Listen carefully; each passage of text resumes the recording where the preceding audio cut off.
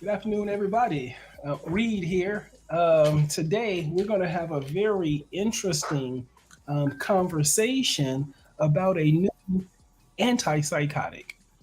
Now, um, go back and look at my video on the mesocortical pathway, and you'll see that the mesocortical pathway is the one network that's primarily responsible for the symptoms of schizophrenia and autism. When that network is impaired, hyperactivity in the network creates positive symptoms of schizophrenia, and hypoactivity in the network, when it fails, creates negative symptoms. And patients with schizophrenia bounce back and forth between those two poles. And it's very challenging. So now we're going to look up a new. I've been going through the list of the antipsychotics one by one to sort of give you a good idea of how the mechanism, how they work. And remember, they primarily focus on the D2, the dopamine D1 and D2 receptor. Yeah. Uh, that makes sense? Okay, let's see here. Um, okay, so where am I need now? Okay, so I'm going to go to Chat GTP. Okay, okay. Um, so this new antipsychotic is called uh, um, lumateperone. Lumateperone. Lumateperone. Okay, so that's the name of the new antipsychotic. Um, Explain lumateperone with a focus on the mechanism, on the pharmacodynamics,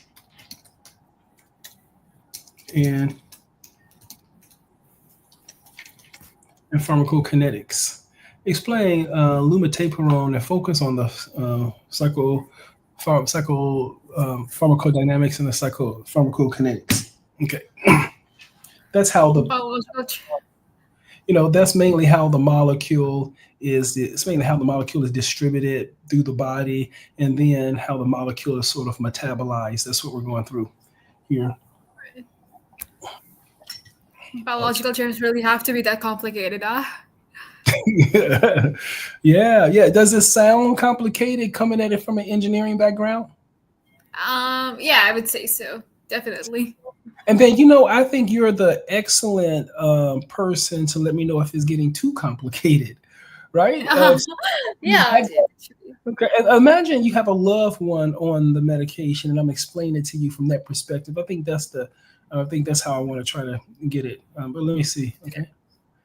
All Okay. right.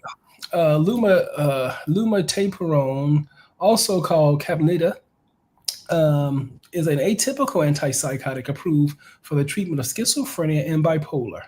It is considered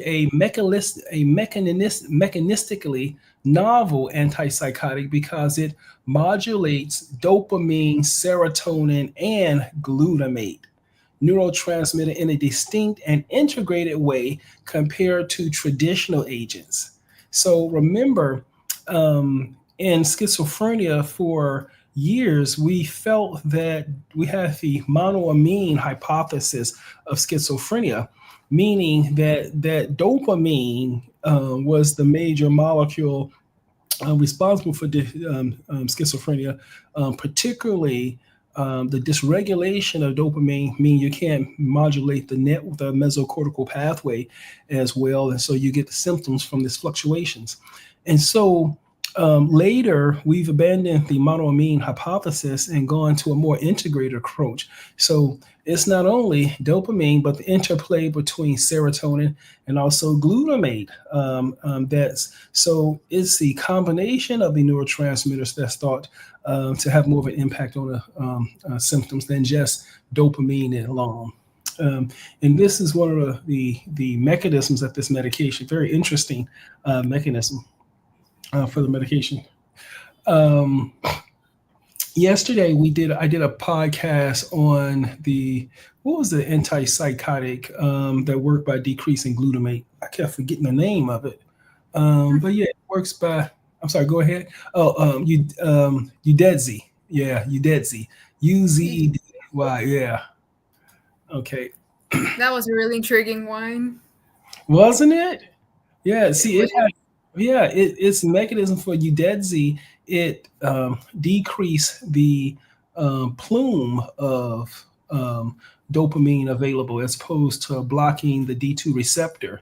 And so, and that was novel, very novel approach, but they weren't sure how well that was going to be effective in the long run. Okay, the pharmacodynamics mean the mechanism of action. Okay, lumateperone mechanisms involve multimodal receptor activity balancing several key neurotransmitter, dopamine. The antagonist, so it serves as an antagonist at the D2 receptor. Oh, okay, so this is antagonist as the is it blocks the receptors on the postsynaptic cell, which reduces positive symptoms of schizophrenia, as we discussed. Now, look, it's a partial agonist at the presynaptic receptor, meaning it modulates dopamine release rather than fully blocking it, reducing the risk of EPS. Remember the mechanism we were talking about with Udezi yesterday about how it Yeah. decreases the release of dopamine. And so, because you have less dopamine, release of them, this is something similar to that. Partial agonist at the presynaptic D2 receptor. See, this antagonist on the postsynaptic receptor and antagonism and agonism on the presynaptic receptor, this is new. Okay. It modulates dopamine release rather than blocking it fully, reducing the risk of EPS. Okay. So its mechanism is like slightly more contrary to what you did see was, because it like encourages the release rather than blocking it, and that you did see was like blocking and reducing it, right? Exactly. Exactly. You got it. So effect, it provides antipsychotic benefit with minimal motor side effects. Remember, Udezi had two components. The other component worked peripherally, and it blocked it prevent the side effects. It blocked and prevent the side effects peripherally. And lowering the risk of hyperlactinemia compared to stronger D2 blockades like Risperdal or Haldol. Yeah. Okay, here, let's see the effect on the serotonin system. Now, now notice this. So, this is unique in its psychopharmacology in the sense that here it's also targeting its glutamate system. The antipsychotics typically focus on the dopamine system, particularly the older antipsychotics like Haldol, Prolixin, the very older ones, they focus on the D2 receptor. And then the atypical like Seroquel, Risperdal, all these newer ones, they focus on dopamine and serotonin. But this class of medication is focusing on dopamine, serotonin, and now glutamate. And so this class of medication helps us target a glutamate system too. And that glutamate system is very important because this is the excitation system. This is one of the reasons why patients with mental health issues become agitated is because you get the dysregulation of glutamate, you get the overexpression of glutamate, and so their whole body is agitated and combative, and they can't stop. You know. So this Okay, is an so. addition to it. Mhm, mhm.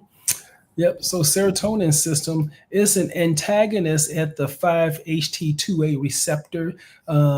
Meaning it's going to reduce psychotic symptoms, depression, and anxiety. And so this is one of the things that's going to has this antidepressant effect. Look, indirect modulation of 5-HT1 receptors via downstream signaling, meaning it enhances dopaminergic tone in the prefrontal cortex, improve mood and cognition. Wow.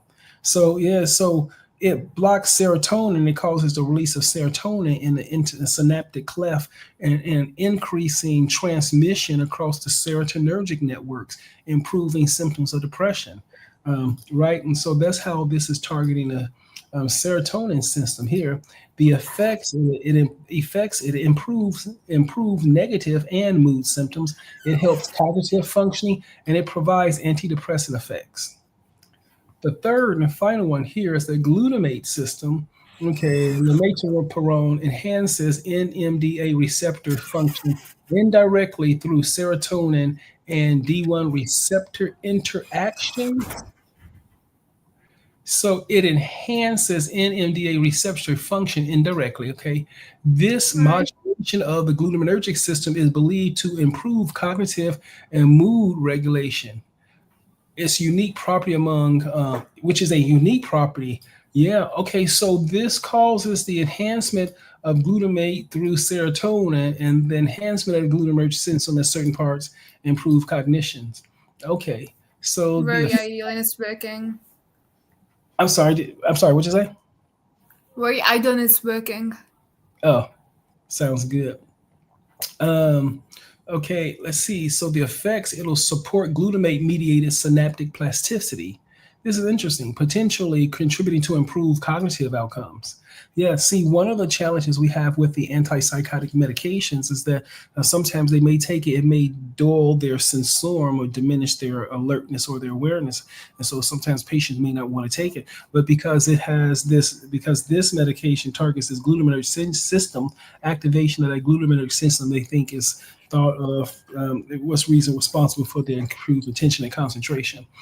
Let's say Right. other receptor interactions. It also 5-HT2, okay, mood regulation, alpha adrenergic, which is orthostatic hypotension. Look, histamine receptors, sedation, weight gain. Okay, oral bioavailability is 4 to 5 low. Okay, so T max is 1 to 2 hours. Okay, it's highly 97% is protein bound, so only three of it is circulating around in the periphery. 97% of it is attached to albumin.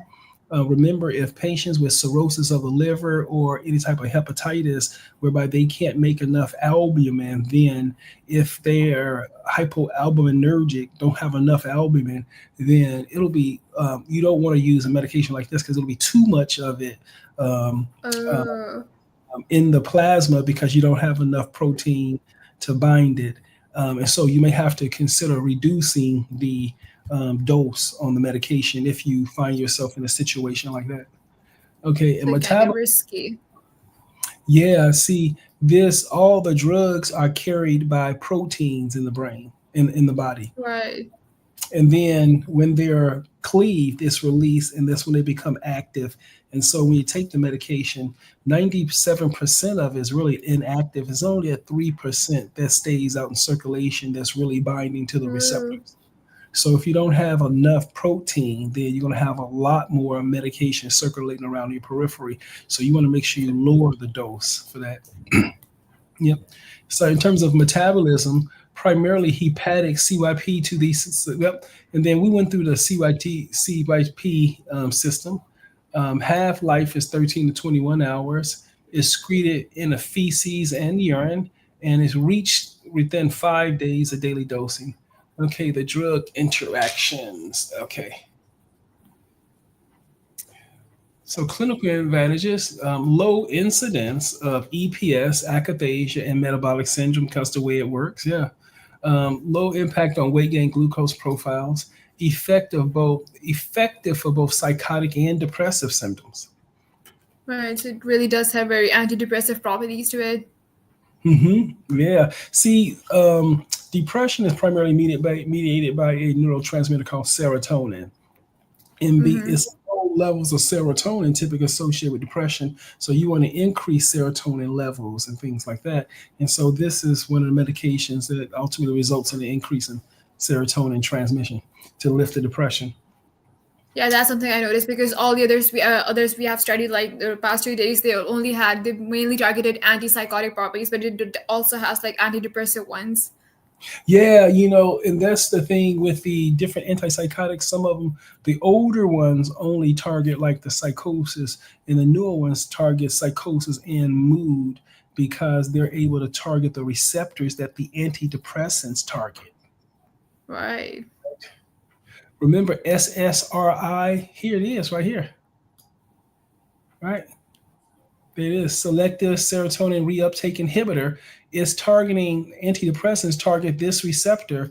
It blocks it, okay, and it calls the in the pump. It does not reuptake serotonin from the synaptic cleft into the pump. So serotonin builds up in the synaptic cleft, and when it builds up in the synaptic cleft, you get more transmission of serotonin along those networks, and therefore you get improved mood, cognition, and sleep. Right, and so there it is, right there, forming the same. This antipsychotic is here is forming the same function as an antidepressant. Um, Mm-hmm. Okay, so look, here's the D2 receptors for dopamine right there. So look, antipsychotics, right? Agonists, and then partial, okay, antagonist, Agnes. partial agonist. Because you get partial agonists, you actually producing just a little dopamine. You're not blocking it, you're just producing just a little dopamine. And because you're producing just a little dopamine, you're not having as many side effects because you're blocking all the dopamine. You're blocking everything. Okay, here's the serotonin, the glutamate system.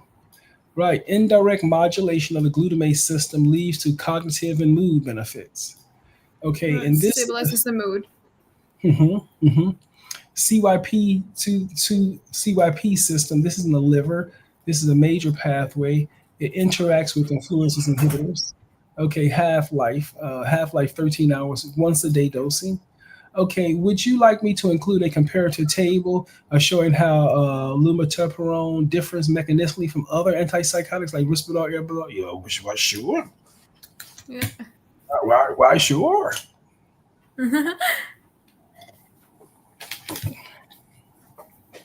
This will be interesting. Excellent. Here's a clear comparative overview of how lumateperone different mechanistically and pharmacologically from other key atypical antipsychotics. Now, I'm not going to go through all of these, but this is really amazing, isn't it? It is indeed. So here it is. They do, Kevin, go ahead. they do have some major, differences, key differences. I could like just see it from the table. Yeah, yeah. See, what happens is the medications have different properties, and you want to look at the properties and see what your patient has and see if you can match your medications up to the properties. Like if your patient is very tired, you don't want to give them medication that make them fatigued. Oh You want yeah, definitely. to help like boost them up. If they're up too much, you want to give them medication that sort of calm them down. And so this is what we're talking about here. So here you have Caplyta, okay, Risperdal, olanzapine, and aripiprazole. I don't want to go through too many of these, but look, dopamine D2 active. Okay, this is a full antagonist. This is a full antagonist. But here with aripiprazole, with Zoloft, with this medication is called Abilify. It's a partial agonist, right? Abilify is another one of Partial, these right. yeah, that it works by a unique mechanism. So I can see that's why they added Abilify there. It works by very unique mechanisms. I'm surprised they didn't put what you call it, the one we studied yesterday, Udezi, on this list You too. did, see, yeah. Yeah. Okay. Serotonin. So yeah, it's a high affinity antagonist, right? Just like the antidepressants, right? Antagonist, partial antagonist. That's why aripiprazole is not as effective for mood disorders. You can do it, but these are a little bit more better. Serotonin, okay, minimum. Okay, glutamate. Okay, look, glutamate enhances NMDA activity, whereas Risperdal and olanzapine they don't. This is great. Look, very low histamine blockade, right? Look, alpha adrenergic blockade can cause your blood pressure to drop. So low to moderate, Oh, yeah. See, muscarinic activity. This is muscarinic blockade. We don't want to block your muscarinic system. Prolactin. So yeah. So look, I think it's seven down here. Look, antidepressant effects. Yes. Bipolar depression indication. Yeah. patient, right. Yeah, yes, partial antagonist. Yeah. Look, cognitive effects, it improves via glutamate plus serotonin effect. Yeah. So this would be a very good drug if you want to use if somebody whose sensorium is diminished, if they can't focus, if they can't concentrate, or anything like that. And I guess let's see here. I have a few questions, and so let me see if I can go ahead and go through a few of these questions. Thanks, guys. I appreciate everything. Hey, Mohammed, how you doing, buddy? Thanks for your questions, buddy. Good to see you too. Let's see. Mohammed's question: Are patients experiencing fewer metabolic or motor side effects? Um, I try to choose the medications that's likely not going to give the side effects. And so I'm very cautious about antipsychotics and the ability to make people gain weight or to make or raise their blood sugars or to make them feel very tired. So I typically start the medications at a low dose and go very slow and just use the patient's judgment to see whether or not they're feeling tired. If they're feeling tired, things like that, then I do not keep the medication. We have to change it. Okay, we have to change it. All right, It Hash, really how's it has to going? suit the patient. Hmm. Yeah, and if you want to say anything, Alicia, please feel to jump in. Okay, feel free to jump in. All right. You're gonna learn the language and stuff like that. It's gonna be interesting to see you learn, pick up this language and things. How does its mechanism balance dopamine, serotonin, and glutamate systems, just like we described before?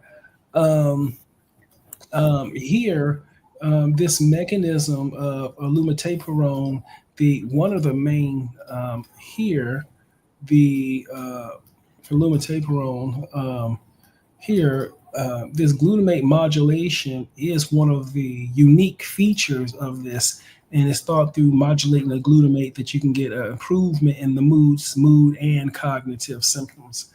Um, Yep. And I think that's all I have for today. And so I'm at the 21-minute mark, and I think that's all I want to do for that. I don't want to go for too long. And so if you are new to the show, please feel free to like, subscribe, and share. And we're going to be opening up our online clinic soon, aren't we? Yeah. So we'll get a chance to open up an online clinic, and so we're going to be seeing patients online and triaging patients online. So I think it's going to be a very interesting. It's going to be an interesting. Exactly. And I'll be assisting you. So Sounds good. Okay, well, this is Dr. Reed and Alicia. It's a pleasure to talk to you guys. You guys take care, guys. Ciao.